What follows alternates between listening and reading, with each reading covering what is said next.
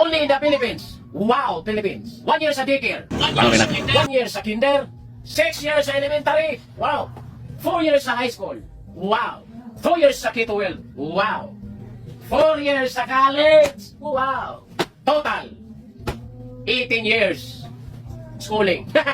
Pag-apply ng trabaho, pagkatapos mag-aral. Requirements. Diploma. Hindi pa binigay. TOR.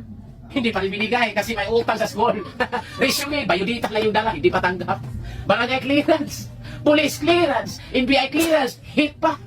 Birth certificate, hindi tumanggap ng local.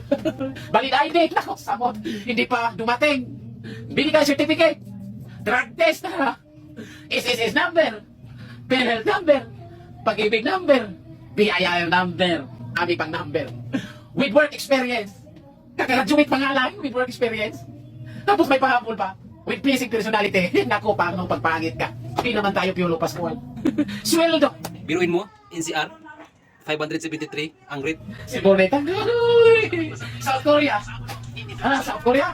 Walang schooling.